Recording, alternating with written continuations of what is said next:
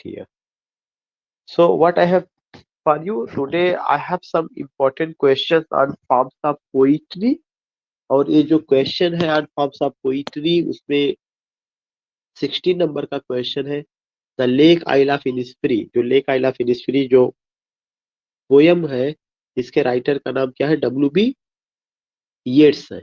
ये किस चीज का एग्जाम्पल है? लिरिक का, बैलेट का, सोनेट का, ओड का। This is an example of lyric का एग्जाम्पल है। द लेक आइला फिनिस्फ्री, ये जो है आपका डब्ल्यू बी येट्स ने लिखा हुआ है। डब्ल्यू बी येट्स का पूरा फुल फॉर्म है विलियम बटलर येट्स। और जो विलियम बटलर येट्स है, he was the modern poet, Ireland के मॉडर्न पोएट रहे हैं। और आयरिश पोएट थे और मॉडर्न एज से contemporary of T S Eliot. इन्होंने एक लिरिक लिखा था और उस लिरिक में जो है नेचर को लेकर उन्होंने बात किया था। जस्ट लाइक वही pattern he adopted the pattern of William Wordsworth.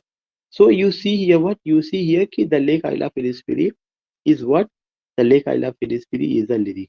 और इसमें इनका जो नेचर वो स्केपिस्ट का नेचर है, स्केपिस्ट का वो जो एक हमड्रम क्याटिक सिचुएशन है, जो शहरी जिंदगी है उससे दूर जाना चाहते हैं और एक दूसरी दुनिया वो ज्वाइन करते हैं। In the poets praise people natural sees and abstract ideas. करें कि पोयम में वो कौन सा पोएटिक फॉर्म है जिसमें पोएट क्या करता है? प्रेस करता है, पीपल का प्रेस करता है, नेचुरल सीज का प्रेस करता है और abstract आइडियाज का प्रेस करता है। तो जहां तक प्रेस की बात है, एडमिरेशन की बात है, वो आपको लिरिक में भी देखने को मिलेगा, सोनेट में भी देखने को मिलेगा, ओड में भी देखने को मिलता है। लेकिन यहाँ पे जो क्वेश्चन है कि in which form of the poem the poets praise, जो वो पोयम है वो एक तरह से प्रशंसा गीत होता है। अगर आप इसको ऐसे समझे कि that poem is a admiration song. और वो एडमिरेशन सॉन्ग जब भी होता है, किसके लिए होता है? वो ओड होता है। क्यों ओड है? ओड इसलिए होता है कि ओड के बारे में कहा जाता है कि ode is what? It's the subjective form of poetry. Ode is not written for but to. Ode is not written for but to. तो ओड जो होता है ये सब्जेक्टिव फॉर्म ऑफ पोइट्री होती है और ये क्या होता है? ये एक तरह का प्रशंसा गीत होता है। इसमें पोएट एडमायर करता, प्रशंसा करता है। तो यू सी इट हियर कि in ode, the poet praised people, natural scenes, and abstract ideas. Has 40 lines and is written in iambic pentameter. We all know कि sonnet has 40 lines। जो आपका sonnet होता है वो कितनी लाइन की poem है? 40 लाइन्स की पोयम है। और जब भी आप सोनेट की बात करते हैं तो आपको याद है कि जो सोनेट वर्ड है यह इटालियन वर्ड सोनेटो से आया हुआ है। कौन से वर्ड से आया? Italian word sonetto, SONNETO। SONEDT, not double है, SONEDT, सोनेटो से आया। इसका मतलब होता है कि अ type of song, a type of song. और कैसा सॉन्ग होता है? जिसमें 40 लाइन्स होता है। इसके अलावा एक और टाइप होता है सोनेट का जो 10.5 लाइन का होता है। और 10.5 लाइन के सोनेट को क्या कहा जाता है? Curtal sonnet. क्या कहा जाता है? Curtal sonnet. जिसकी खोज किसने किया हुआ था? जिसकी खोज जो है जिराड बैले हाफकिस ने किया था। मॉडर्न एज के पोएट है G.M. हाफकिस। उन्होंने कर्टल सोनेट की खोज की थी। और जो सोनेट का हिस्ट्री है, अगर आप देखेंगे तो सोनेट इटली में आया पेट्रार्च के माध्यम से।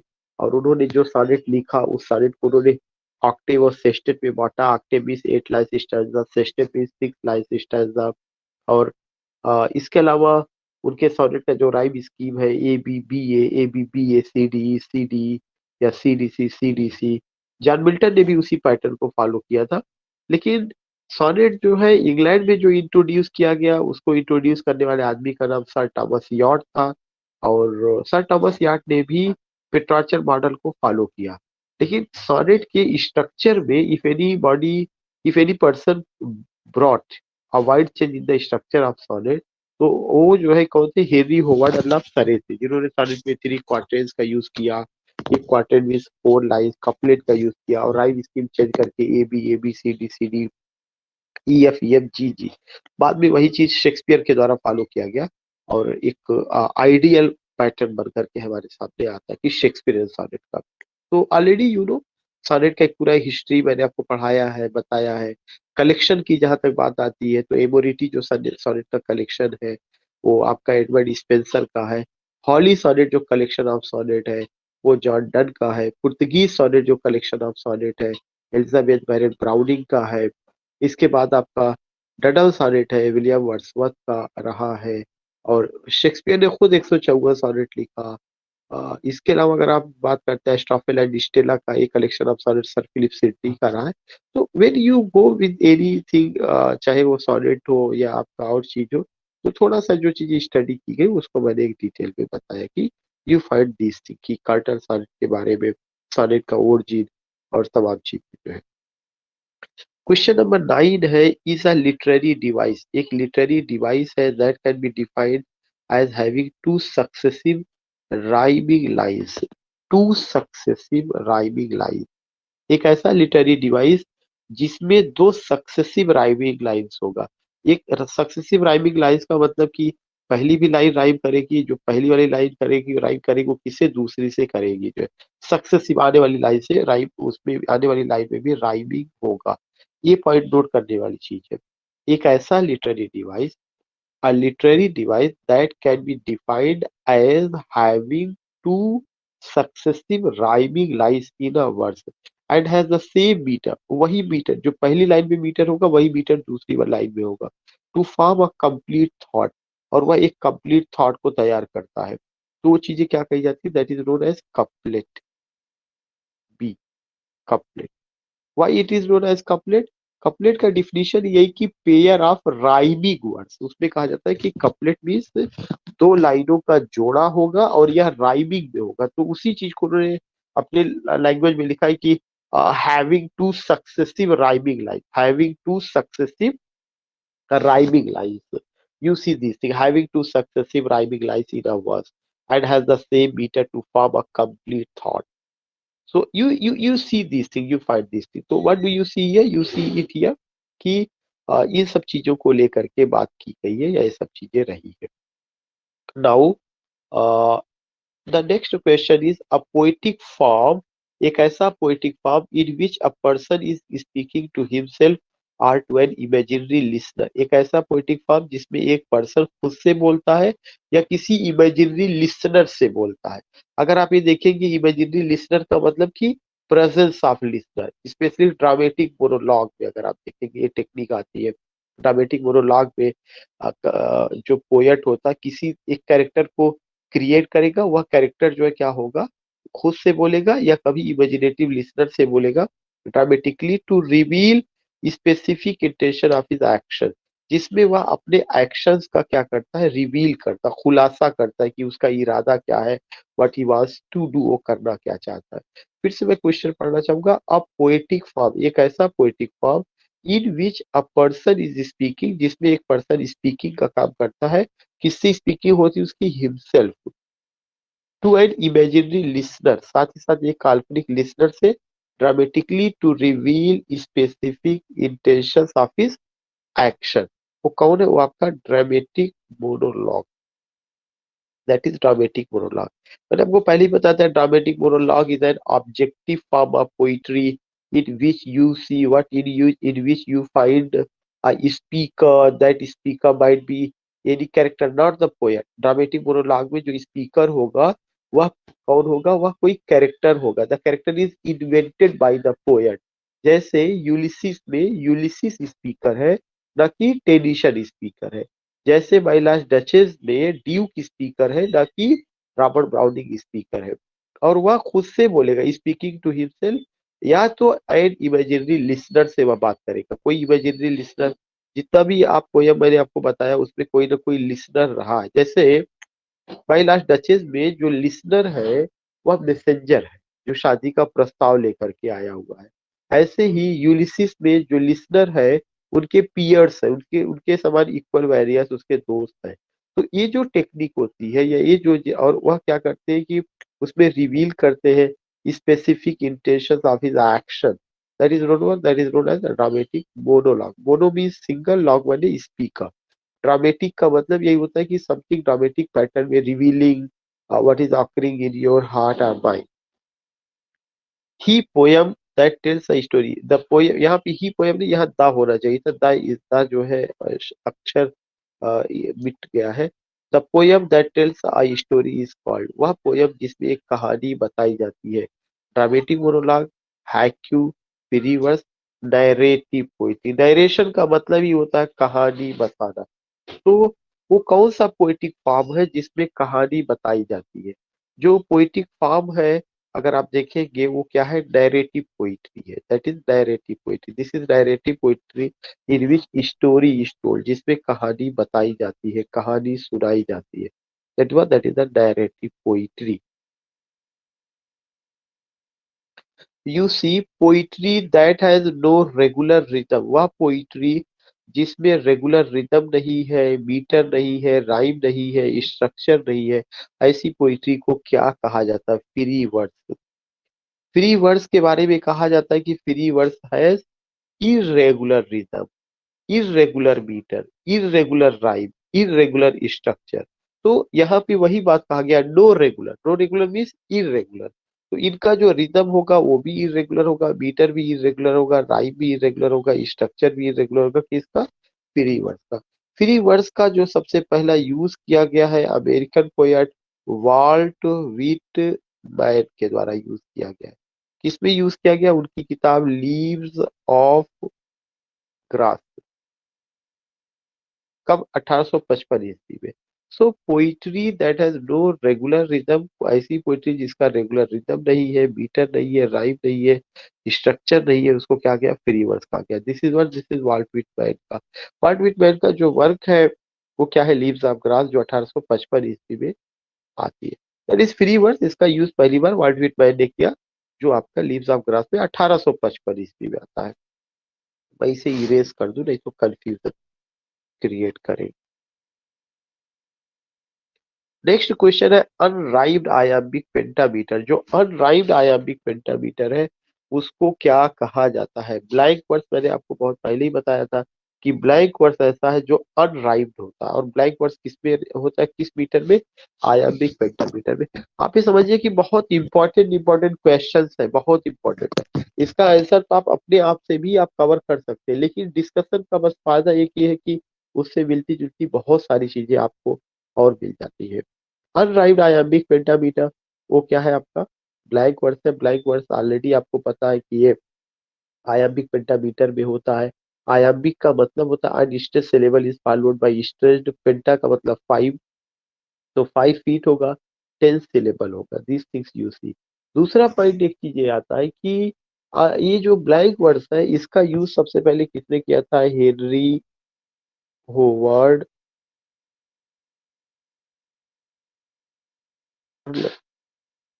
ऑफ सरे।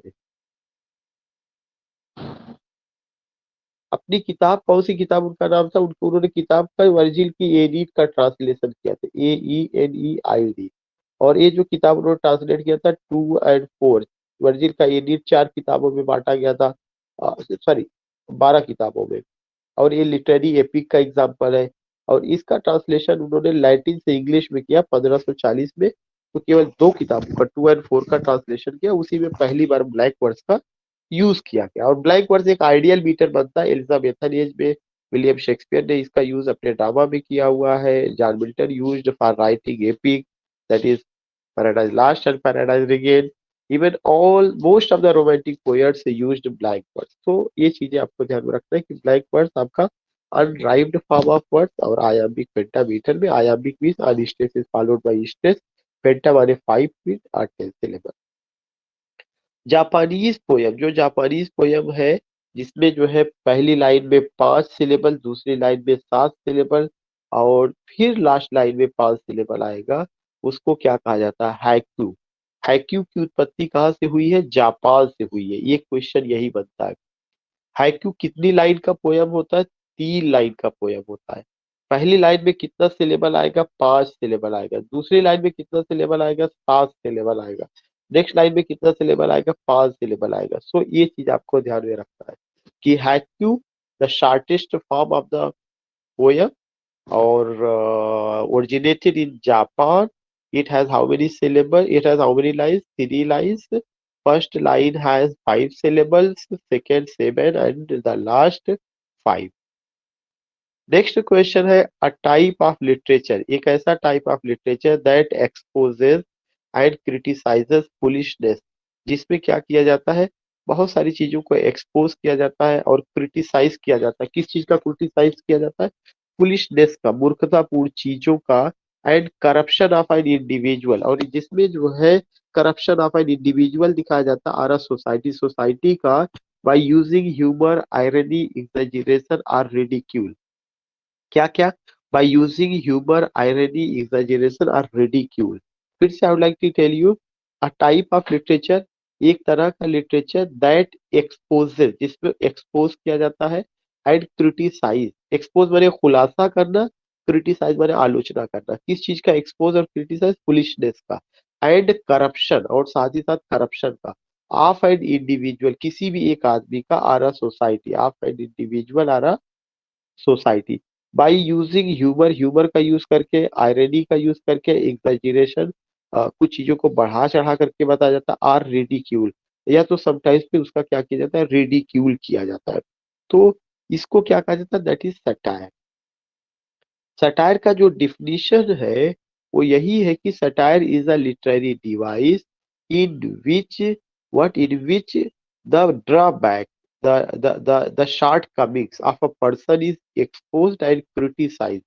और उसका फुलिशनेस का मतलब यही होता है कि उसकी शॉर्ट कमिंग्स जो है, और ये जो चीजें, उसका फुलिशनेस हो सकता है, करप्शन हो सकता है एक इंडिविजुअल का, सोसाइटी का, लेकिन ये जितनी बातें खुलासा की जाती है एक ह्यूमरस सिचुएशन में, आयरनी का यूज करके, कभी कभार बहुत बढ़ा चढ़ा के बताया जाता है, और कभी कभार उसका रिडिक्यूल किया जाता है।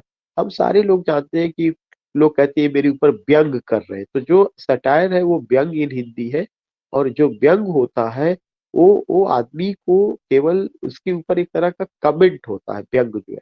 लेकिन ये जो कमेंट का तरीका होगा, ये एक रिडिकुलस सिचुएशन में, ह्यूमरस सिचुएशन में होता है, हंसमुख वातावरण में। ऐसा नहीं कि किसी को आप एब्यूज करने लगिए, गाली देना शुरू कर दीजिए, ह्यूमिलिएटिंग वर्ड यूज करिए और कहिए कि जो है ये चीजें हैं। So not at all, when ever you go you find these thing, जब भी आप ये सब चीजें करते हैं तो ये सब चीजें देखी जाती है। Now the next question is, next point is, the is a 31, the is a 31 यानी कौन सा 31 सिलेबल, किसमें 31 सिलेबल पोयम है, traditionally written in a single unbroken line, originated in Japan in 7th century, in 7th century। Japan में एक और जो है टाइप का पोयम का ओरिजिन हुआ है, जिसका मतलब क्या है, 31 syllable. The is a 31 syllable poem, कितना poem syllable, 31 syllable poem, traditionally written in a single unbroken line, जो कि जो है क्या किया जाता है, traditionally written in a single, एक सिंगल और अनब्रोकन लाइन में, originated in Japan in 7th century, उसकी उत्पत्ति कब हुई थी, 7th सेंचुरी जापान में। उसका क्या नाम है, टंका, टंका आंसर, टंका। फिर से मैं बता दूं, ये जापान में उत्पत्ति हुई है इस पोयम की, टंका की, और कितना सिलेबल है, 31 सिलेबल, 31 सिलेबल, और traditionally written in a single unbroken line, केवल एक ही लाइन में लिखा जाएगा। ये बहुत इंपॉर्टेंट बात है कि 31 सिलेबल केवल एक लाइन में आएगा। हाइकू में जो होता है सिलेबल, वो कितने लाइन में था, 3 लाइन में था, पहली लाइन में 5, दूसरी लाइन में 7, फिर तीसरी लाइन में 5, हाइकू में। टंका में कितना सिलेबल होगा, 31 सिलेबल होगा। दोनों की ओरिजिन कहाँ हुई है, जापान में हुई है। लेकिन ये जो 31 सिलेबल होगा कितनी लाइन में होगा, केवल सिंगल लाइन, एक ही लाइन में। Now the next point is a Persian words form, वो कौन सा पर्शियन वर्ड्स फॉर्म है, is a Persian words form in the stanzaic structure of the quartet, वो कौन सा words form, Persian words form है, जो कि in the stanzaic structure of a quatrain, जो कि क्वार्ट्रेन में लिखा जाता है। पर्शियन वर्ड्स फॉर्म जो क्वार्ट्रेन में रहता है, उसका स्टैंजा स्ट्रक्चर क्वार्ट्रेन है, दैट इज रुबाई, रुबाई। और इसी से जो वर्क लिखा गया रुबैयात, तो रुबैयात किसमें लिखा गया, क्वार्ट्रेन में। इसको हम लोग और भी डिस्कस कर चुके हैं, वी हैव डिस्कस्ड इट, कि रुबैयात बड़ा फेमस वर्क है उमर खयाम पर्शियन पोएट थे, उनका बहुत ही इंपॉर्टेंट वर्क है। और ये जो रुबाइयात है, ये रुबाइयात आपका किस में लिखा गया? क्वाट्रेन में लिखा गया। QUATRAIN। क्वाट्रेन का मतलब क्या है? 4 लाइन स्टाइल। 4 लाइन। तो अगर कभी भी आता है कि रुबाइयात का राइटर उमर खयाम, रुबाई क्या है? क्वाट्रेन जैसा स्टैंजा फॉर्म है, या फॉर्म ऑफ द पोयम है जिसका स्टैंजा स्ट्रक्चर क्या है? क्वाट्रेन है। और जो उमर खयाम का जो रुबाइयात है, इसका इंग्लिश ट्रांसलेशन एडवर्ड फिट्जजेराल्ड ने किया हुआ है। तो ये चीजें हैं जो हमें ध्यान में रखना है। नेक्स्ट क्वेश्चन है, the is a highly structured poem. वह कौन सी पोयम है जो हाईली स्ट्रक्चर्ड पोयम है? मेड अप ऑफ 5 टर्सेट्स, जिसमें कितने टर्सेट का यूज किया गया? 5 टर्सेट्स का। 5 टर्सेट्स, CETS। 5 टर्सेट्स का मतलब हो गया 5 या 15 लाइन। 5 टर्सेट्स का यूज किया गया है। और ये एक टर्सेट में कितना लाइन होगा? 5 लाइन होगा। तीन टर्सेट में एक टर्सेट में 3 लाइन होगा, 5 टर्सेट में 15 लाइन हुआ। और उसके बाद फॉलोड बाई अ क्वार्ट्रेट, 15 + 4, क्वार्ट्रेट में 4 लाइन, कितना लाइन का हो गया? 19 लाइन। तो वह कौन सी पोयम है जो 19 लाइन की होती है, जिसमें 5 टर्सेट होता है और एक क्वार्ट्रेट होता है, with two repeating rhymes and 2 refrain, जिसमें जो है 2 रिपीटिंग राइम होगा और 2 रिफ्रेन होगा। राइम रिपीट करेगा और रिफ्रेन भी उसमें होगा। रिफ्रेन का मतलब कि repetition of line, part of line, class, या आप कह सकते हैं कि वर्ड, इस तरह का चीजें। ये किसका खासियत है? विला डेली का। विला डेली, विला डेली एक poem, form of the poem है। और यह जो विला डेली है, इसमें कितना लाइन होती है? टोटल 19 लाइन होती है। जो 19 लाइन होता है, उसमें से जो है 5 टर्सेट होगा और एक क्वार्ट्रेन होगा। दूसरा चीज उसमें रिपीटिंग रिपीटिंग ऑफ राइम्स और रिफ्रेन का होगा। आज की क्लास का मैं लास्ट क्वेश्चन कवर करूंगा, 29 question. Which among the following is an example of performing poetry? इनमें से कौन सा एक ऐसा है जो परफॉर्मिंग पोइट्री का एग्जाम्पल है? Hiroshima, piano, tiger, Dover beach. Dover beach is an example of performing poetry. क्यों? जो टाइगर है वो तो लिरिक है, किसका है? विलियम ब्लेक का है। Tiger is a lyric written by who? Composed by William Blake. और जितना भी इसमें दिखा रहा है या शो कर रहा है, पियानो, हिरोशिमा, ये सब चीजें जो है, we have not read. Hiroshima में वर्ल्ड वार को लेके बात की गई, लेकिन डोवर बीच हम लोगों ने पढ़ा है। ये भी लिरिक फॉर्म में एलिजाइक लिरिक है। और उसमें चीजों को परफॉर्म करते हुए दिखाया गया है, कि कैसे sea's calm tonight, the tide is full, the moon lies fair, these things we come to know. तो वहां पे परफॉर्मिंग का कॉन्सेप्ट रहा है। बहुत दिनों बाद मैं आप लोगों से आज मुखातिब होना चाहूंगा। आई विल आस्क सम कुछ क्वेश्चंस, तो नहीं मैं कह रहा हूँ कि मैं पूछूंगा, बट मैं जानना चाहूंगा आप लोगों की पढ़ाई कैसे चल रही है। और थोड़ा सा इधर क्लास में कुछ कम लोग ज्वाइन कर रहे हैं। तो सबसे पहले तो हेमराज जी,